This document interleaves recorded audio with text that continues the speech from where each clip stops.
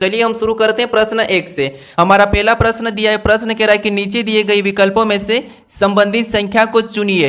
यानी जिस प्रकार यहाँ पर 356 से 45 लिखा है, हमें उसी प्रकार 152 का बताना है। ठीक है, तो सबसे पहले तो हम ये पता करेंगे कि यहाँ पर 356 से 45 कैसे लिखा है। ठीक है, तो देखिए जैसे अगर हम यहाँ पर देखिए पहली और लास्ट वाली संख्या को आपस में जोड़ देते हैं। ठीक है, यहाँ पर हम आपस में जोड़ देते हैं और बीच वाली संख्या 5 से गुणा करते हैं, तो यहाँ पर कितने हो जाएंगे आपस में जोड़ने पर 9, और इसका गुणा कर देंगे तो यहाँ पर कितने हो जाएंगे 9 पंजे 45 हो जाएंगे। ठीक है, और यहाँ पर देखिए 45 दिया है, तो इसी तरीके से क्या करेंगे, जिस तरीके से यहाँ पर 45 लिखा है, अगर इसी तरीके से हम क्या करेंगे पहली और लास्ट वाली संख्या को तो प्लस करेंगे। ठीक है, और प्लस करने के बाद जो बीच की संख्या उसके साथ गुणा करेंगे, तो बीच की संख्या हमारी 5 है और इसके साथ किसका गुणा करेंगे, तो इनको जोड़ने पर कितने हुए 3, अगर इसका गुणा करेंगे तो यहाँ पर कितने हो जाएंगे 3 पंजे 15, यानी जो प्रश्नवाचक चिन्ह दिया है यहाँ पर क्या हो जाएगा 15 हो जाएगा। ठीक है, तो ऑप्शन में देखिए 15 कहां पर है, तो ऑप्शन नंबर डी में दिया है, तो ऑप्शन नंबर डी हमारा यहां पर सही जवाब होगा। ठीक है, अब चलिए हम बढ़ते हैं प्रश्न 2 पे।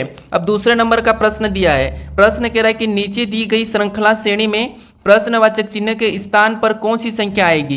यानी यहाँ पर हम एक श्रृंखला श्रेणी दी है, ठीक है, वो भी समूह में है, तो यहाँ पर अगली जो दो प्रश्नवाचक चिन्ह दिए यहाँ पर कौन सी संख्या आएगी ये हमें बताना है। ठीक है, तो देखिए हमें क्या करना है, सबसे पहले यहाँ पर ये देखना है कि ये संख्या कैसे लिखी गई है। ठीक है, तो देखिए यहाँ पर हम क्या करते हैं, जब भी श्रृंखला के प्रश्नों को सोल्व करते हैं तो एक एक संख्या को देखते हैं। ठीक है, या फिर हम समूह को भी देख सकते हैं, लेकिन यहाँ पर देखिए 3 से यहाँ पर 6 लिखा है मतलब 3 का डबल, फिर यहाँ पर देखिए 6 से 12 लिखा है मतलब 6 का डबल, फिर 12 से यहाँ पर 24 लिखा है मतलब 12 का डबल, तो यहाँ पर अगला कौन सा हो जाएगा, यहाँ पर 24 का डबल, यानी 24 का डबल कितना होता है 48 होता है, तो 48 यहाँ पर हो जाएगा। ठीक है, तो ऑप्शन देखिए डी वाला तो हमारा नहीं होगा और ऑप्शन ए वाला भी नहीं होगा। अब हम दूसरी संख्या को देखेंगे, तो दूसरी संख्या देखिए 9 से यहाँ पर क्या लिखा है 12 लिखा है मतलब 3 को जोड़ा गया है। ठीक है, फिर देखिए 12 से यहाँ पर 15 लिखा है तो इसमें भी 3 को जोड़ा गया है, और 15 से यहाँ पर 18 लिखा है मतलब यहाँ पर भी 3 को जोड़ा है। तो अगर अगली संख्या अगर हमको बताना है तो यहाँ पर भी 3 जोड़ देंगे 18 में, तो यहाँ पर क्या हो जाएगा, यहाँ पर 21 हो जाएगा। ठीक है, यानी यहाँ पर ये वाला हमारा समूह कौन सा बनेगा, तो यहाँ पर हमारा बनेगा 48 अनुपात क्या बनेगा 21 बनेगा। तो ये ऑप्शन में देखिए कहाँ पर है, तो ऑप्शन नंबर हमें यहाँ पर देखिए बी में दिया है, तो ऑप्शन नंबर बी हमारा यहाँ पर सही जवाब होगा। अब चलिए हम बढ़ते हैं प्रश्न 3 पे। अब तीसरे नंबर का प्रश्न दिया है, प्रश्न क्या कह रहा है, देखिए प्रश्न कह रहा है कि उस वेन आरेख का चयन करें जो दिए गए वर्गों के बीच संबंध को दर्शाता है। यानी यहाँ पर देखिए हमें दिया है कलम दिया है, किताब दिया है और रबर दिया है, इसका वेन आरेख कैसा बनेगा ये प्रश्न पूछा गया है। ठीक है, तो ये एसएससी सीजीएल का प्रश्न है। देखिए तो हमें क्या करना है, सबसे पहले मैं आपको बता चुका हूँ कि जब भी वेन आरेख के प्रश्नों को सोल्व करना है तो सबसे पहले हमें क्या करना है, जो शब्द दिए इनको आपस में क्या संबंध है या नहीं ये ध्यान से देखना है। अगर फिर भी कुछ समझ नहीं आता है तो फिर आपको क्या करना है, किसी भी एक शब्द का आरेख बनाना है। जैसे यहाँ पर मान लीजिए हम कलम का बनाया था, ठीक है, तो ये हमने कलम का डायग्राम बना लिया है। उसके बाद हम क्या करेंगे, दूसरे शब्द का बनाएंगे, यानी दूसरा शब्द हमें यहाँ पर दिया है किताब, तो किताब का बनाने से पहले हम क्या करेंगे, यहाँ पर जो हमने कलम का बनाया है इसमें आपस में कोई संबंध है या नहीं ये देखेंगे। ठीक है, तो यहाँ पर देखिए कलम और किताब में आपस में कोई संबंध नहीं है। क्यों नहीं है, क्योंकि देखिए भले ही कलम किताब पे चलती है लेकिन हम कलम को किसी और जगह भी चला सकते हैं। ठीक है, तो इसीलिए इसका आपस में कोई संबंध नहीं है, तो इसका डायग्राम भी क्या बनेगा, अलग बनेगा। तो अलग मतलब यहाँ पर बना लेते हैं। ठीक है, उसके बाद अब क्या करेंगे, हम तीसरे शब्द का बनाएंगे, यानी कि तीसरा शब्द हमें रबर दिया है, तो रबर का बनाने से पहले इन दो शब्दों से आपस में कोई संबंध है या नहीं है ये चेक करते हैं। तो यहाँ पर देखिए रबर का किताब से तो कोई संबंध नहीं है और कलम से भी कोई संबंध नहीं है। ठीक है, तो यहाँ पर ये भी क्या अलग बनेगा, तो ऑप्शन में हम देखेंगे कि ये अलग अलग वाले इस प्रकार के कहाँ पर है, तो ऑप्शन नंबर देखिए हमें सी में दिया है, तो ऑप्शन नंबर सी हमारा यहाँ पर सही जवाब होगा। ठीक है, अब चलिए हम बढ़ते हैं प्रश्न 4 पे। अब चौथे नंबर का प्रश्न दिया है, प्रश्न कह रहा है कि एक निश्चित कूट भाषा में यदि EAR को 20 37 और PBU को 23 41 8 लिखा जाता है तो उसी कोड भाषा में DIG को कैसे लिखा जाएगा ये प्रश्न पूछा है। ठीक है, ये प्रश्न भी एसएससी सीजीएल में ही पूछा गया था। तो अब देखिए यहाँ पर हम क्या करेंगे, सबसे पहले तो देखिए मैं आपको बता चुका हूँ कि जब हमें 2 एग्जाम्पल दिए जाते हैं, ठीक है, तो हम क्या करते हैं वहाँ पर अगर उसी के अक्षर हमें पूछे जाते हैं तो इनके कोड हम चुरा लेते हैं। लेकिन यहाँ पर देखिए हम क्या करेंगे, यहाँ पर अलग अक्षर है तो फिर हम यहाँ पर इनका कोड निकालेंगे। तो कोड निकालने तो ध्यान से देखिए, जिससे यहाँ पर अगर हम देखते हैं तो ई 5 नंबर पे आता है और यहाँ पर देखिए 20 लिखा है, तो इसका मतलब ये कि ज़्यादा लंबा है। तो फिर क्या करना है, मैं आपको बता चुका हूँ कि क्रॉसिंग मेथड यूज करना है, जिससे यहाँ पर आर 18 नंबर पे आता है लेकिन यहाँ पर 20 लिखा है मतलब 2 प्लस करके लिखा है। ठीक है, फिर ए हमारा 1 नंबर पे आता है और यहाँ पर 3 लिखा है तो यहाँ पर भी 2 प्लस किया है। फिर देखिए ई हमारा 5 नंबर पे आता है, लेकिन यहाँ पर 7 लिखा है, मतलब यहाँ पर भी 2 प्लस किया है, ठीक है। तो वैसा ही हम यहाँ पर चेक करते दूसरे एग्जाम्पल में। तो यहाँ पर देखिए ई हमारा 21 नंबर पे आता है, लेकिन यहाँ पर 23 लिखा है, यानी यहाँ पर भी 2 को जोड़ा गया है। उसके बाद यहाँ पर बी हमारा 2 नंबर पे आता है, लेकिन यहाँ पर 4 लिखा है, तो यहाँ पर भी 2 प्लस किया है। फिर देखिए पी हमारा 16 नंबर पे आता है, लेकिन यहाँ पर 18 लिखा है, यानी यहाँ पर भी 2 को जोड़ा गया है। तो हम क्या करेंगे, यहाँ पर भी पीछे से लिख के 2 को जोड़ लेंगे, ठीक है। तो जी हमारा 7 नंबर पे आता है, 2 को जोड़ देंगे तो यहाँ पर कितने हो जाएंगे, 9 हो जाएंगे। उसके बाद आई हमारा कितने नंबर पे, 9 नंबर पे आता है, इसमें भी 2 जोड़ देंगे तो यहाँ पर कितने हो जाएंगे, 11 हो जाएंगे, ठीक है। उसके बाद डी हमारा एबीसीडी में 4 नंबर पे आता है, और इसमें भी हम 2 जोड़ देंगे तो यहाँ पर कितने हो जाएंगे, 6 हो जाएंगे। यानी 51 16 हमें ऑप्शन में देखना है। तो ऑप्शन नंबर देखिए बी में दिया है, तो ऑप्शन नंबर बी हमारा यहाँ पर सही जवाब होगा, ठीक है। अब चलिए हम बढ़ते हैं प्रश्न 5 पे।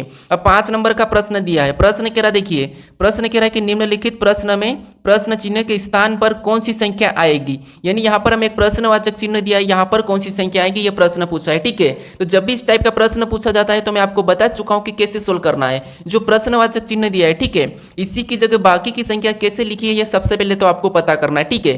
तो जिससे यहाँ पर हम क्या पता करेंगे कि जो 3 लिखा है ये कैसे लिखा है। इन 2 संख्या को ऐसा क्या किया कि यहाँ पर ये 3 लिखा है, हम भी सेम तरीके से 2 संख्या को वैसा ही करेंगे, ठीक है। चाहे जोड़ सकते, घटा सकते, माइनस का कुछ भी कर सकते, ठीक है। तो देखिए जैसे यहाँ पर अगर हम इन संख्या को आपस में जोड़ देते हैं तो यहाँ पर आपस में जोड़ने पर हमारे कितने हो जाएंगे, 27 हो जाएंगे, ठीक है। कितने हो जाएंगे, 13 और 14 को जोड़ेंगे तो 27, और 27 को अगर 9 से काटते हैं, क्योंकि हमें तो 3 का पता करना है, तो इसको 9 से काटेंगे तो यहाँ पर हमारे बराबर कितने हो जाएंगे, 3। और देखिए यहाँ पर 3 दिया है। अब इसी तरीके से यहाँ पर चेक करते हैं, ठीक है। तो यहाँ पर देखिए 27 और 54 को क्या करना है, आपस में प्लस करना है, ठीक है। तो इनको प्लस करेंगे तो कितना हो जाएंगे, 81 हो जाएंगे, ठीक है। और 81 को भी क्या करना है हमें, यहाँ पर 9 से काटा था तो यहाँ पर भी 9 से काटना है। तो 81 को जब 9 से काटेंगे तो यहाँ पर हमारे बराबर कितने बचेंगे, 9 ही बचेंगे, ठीक है। तो जो प्रश्नवाचक चिन्ह दिया है यहाँ पर क्या आना चाहिए, 9 आना चाहिए। तो ऑप्शन में देखिए 9 है या नहीं है। अगर नहीं है तो दूसरा तरीका लगाएंगे, है तो फिर अपना वही सही जवाब है, ठीक है। तो ऑप्शन नंबर हमें यहाँ पर देखिए डी में दिया है, तो ऑप्शन नंबर डी हमारा यहाँ पर सही जवाब होगा। तो जब भी आपको लुप्त संख्या पूछी जाती है, जो प्रश्नवाचक चिन्ह दिया है उसी की जगह बाकी की संख्या कैसे लिखी है ये सबसे पहले आपको पता करना है, ठीक है। अब चलिए हम बढ़ते हैं प्रश्न 6 पे। अब 6 नंबर का प्रश्न दिया है। प्रश्न कह रहा है कि निम्नलिखित प्रश्न में दिए गए विकल्पों में से विषम अक्षर समूह का चयन करें। यानी यहाँ पर हमें कुछ विकल्प, 4 विकल्प दिए, इसमें संख्या लिखी है, ठीक है। इसमें से हमें विषम बताना है। तो अब देखिए क्या करना है, सबसे पहले तो आपको पता है, हम संख्या को ध्यान से देखते हैं कि संख्या किसी का वर्ग लिखा है या किसी का घन लिखा है। अगर संख्या बड़ी हो तो फिर आपस में उसको क्या करना है, जोड़ के देखना है। तो जैसे यहाँ पर देखिए इनको अगर हम आपस में जोड़ते हैं तो 4 और 2 6, और 6 में 6 को जोड़ेंगे तो यहाँ पर टोटल कितने हो रहे हैं हमारे, 12 हो रहे हैं, ठीक है। इनको जोड़ने पर उसी तरीके से यहाँ पर 6 और 6 को जोड़ेंगे तो 12, और 12 में 4 को जोड़ेंगे तो यहाँ पर कितने हो रहे हैं, 16 हो रहे हैं, ठीक है। फिर देखिए उसके बाद यहाँ पर 2 और 3 को जोड़ेंगे तो 5, 5 में 8 को जोड़ेंगे तो यहाँ पर कितने हो रहे हैं, 13 हो रहे हैं, ठीक है। कितने, 13। उसके बाद यहाँ पर देखिए ऑप्शन डी, 3 और यहाँ पर 8 को जोड़ेंगे तो 11, 11 में 7 जोड़ेंगे तो यहाँ पर कितने हो रहे हैं, 18 हो रहे हैं। अब देखिए हमें क्या कहा था कि विषम का चयन करें, यानी कि अलग बताना है। तो यहाँ पर अलग हम कौन सा बताएंगे, कैसे बताएंगे। तो देखिए जैसे यहाँ पर हमारी एक संख्या हमें दिखी जो कि है 13, ये 13 जो है, ठीक है। ये क्या, एक विषम संख्या भी है और अभाज्य संख्या भी है। तो यही हमारी क्या हो जाएगी, विषम हो जाएगी, ठीक है। क्या हो जाएगी, विषम। तो ऑप्शन नंबर हमारा कौन सा, यहाँ पर सी वाला अलग होगा, यानी ऑप्शन नंबर सी ही हमारा यहाँ पर सही जवाब होगा, ठीक है। तो जब भी आपको संख्या बड़ी दे और वहां पर अगर वर्ग घन किसी का न हो तो फिर आपको क्या करना, वहां पर जोड़ के देखना है, तो आपका ऑटोमेटिक आंसर निकलेगा। अब चलिए हम बढ़ते हैं प्रश्न 7 पे। अब 7 नंबर का प्रश्न दिया है। प्रश्न कह रहा है कि नीचे दी गई अक्षर श्रृंखला श्रेणी में रिक्त स्थान को पूर्ण कीजिए। यानी यहाँ पर हमें अक्षर दिए हैं और कुछ रिक्त स्थान भी है, ठीक है। यहाँ पर हमें किन अक्षर को भरे कि हमारी ये अक्षर श्रृंखला पूरी हो। तो देखिए इस टाइप के जब भी प्रश्न पूछे जाते हैं तो मैं आपको बताया था कि उनको काउंट करना है या फिर 3 4 में भाग करना है, ठीक है। तो जैसे यहाँ पर हम गिन लेते हैं 1 2 3 4 5 6 7 8 9 10 11 12, टोटल हमारे कितने हो रहे, 12 हो रहे, ठीक है। मतलब हम 3 में भी काट सकते, 4 में भी काट सकते हैं। अब देखिए एक बार हम क्या करते हैं, 4 4 में इसको अलग करके देख लेते हैं, ठीक है। अगर जोड़ा बनता है तो फिर सही हो जाएगा। तो ये हमने 4 4 में अलग किया। अब देखिए यहाँ पर हम क्या करेंगे, सी से पहले कौन सा है वो देखेंगे। तो यहाँ पर देखिए सी के बाद कौन है, एफ है, मतलब यहाँ पर हम एफ को भर लेंगे, ठीक है। यहाँ पर किसको भरेंगे, एफ को। अब हमें क्या देखना है, एफ के बाद हमारा यहाँ पर बी बन रहा है, ठीक है। और यहाँ पर भी एफ के बाद बी है। लेकिन अब यहाँ पर देखिए बी से यहाँ पर सी से पहले हमें बताना है, तो यहाँ पर देखिए जो डी दिया है, ठीक है, यहाँ पर एफ से पहले क्या हो जाएगा, तो यहाँ पर आप कहोगे एफ से पहले यहाँ पर क्या हो जाएगा, सी हो जाएगा। अब जो हमने जो जोड़ा बनाया, ठीक है, यहाँ पर कौन सा जोड़ा बना है, तो यहाँ पर बी डी सी एफ, तो यहाँ पर भी कौन सा बनेगा, बी डी सी एफ का ही बनेगा, ठीक है, और यहाँ पर भी बी डी सी एफ का ही बनेगा। तो ये देखिए अब जोड़ा हमारा कौन सा बना है, बी डी सी एफ, यहाँ पर भी बी डी सी एफ, यहाँ पर भी बी डी सी एफ। अब हमने कौन कौन से अक्षर को भरे वो देखेंगे। तो सबसे पहले तो हमने बी को भरा, फिर हमने डी को भरा, फिर वापस हमने डी को भरा, फिर हमने एफ को भरा, फिर हमने सी को भरा। तो ऑप्शन में देखिए ये वाला कहाँ पर है, तो ऑप्शन नंबर हमारा यहाँ पर देखिए ए में दिया है, ठीक है, तो ऑप्शन नंबर ए हमारा यहाँ पर सही जवाब होगा। अब चलिए हम बढ़ते हैं प्रश्न 8 पे। 8 नंबर का प्रश्न दिया है। प्रश्न क्या कह रहा है, देखिए प्रश्न कह रहा है कि नीचे दिए गए विकल्पों में से संबंधित अक्षर को चुनिए। यानी दोस्तों यहाँ पर देखिए एनोलॉजी का ही प्रश्न है। एनोलॉजी में नंबर एनोलॉजी भी पूछी जाती है, जो कि मैंने पहले नंबर प्रश्न में बताया हूँ, ठीक है। आपको अक्षर एनोलॉजी भी दी जाती है, ठीक है, तो इसीलिए मैं दोनों प्रकार के प्रश्न दिया, वो शब्द एनोलॉजी भी दी जाती है, ठीक है। तो यहाँ पर देखिए हम यहाँ पर ये पता करेंगे कि यहाँ पर जो अक्षर दिए इसी का यहाँ पर ये इनको कैसे लिखा है, सेम उसी तरीके से हम यहाँ पर बताएंगे, ये आपको पता है, ठीक है। तो यहाँ पर देखिए जो अक्षर यहाँ पर दिए हैं, अगर सेम अक्षर यहाँ पर रिपीट हो तो फिर आपको क्या करना है, यहाँ पर क्रॉसिंग मेथड यूज करना है। जैसे यहाँ पर देखिए यहाँ पर क्या किया है, तो यहाँ पर ई और ए ये बीच के, ठीक है, इनको तो यहाँ पर बीच में वैसा ही लिखा है, बस इनको क्या किया है आपस में बदल दिया है, ठीक है।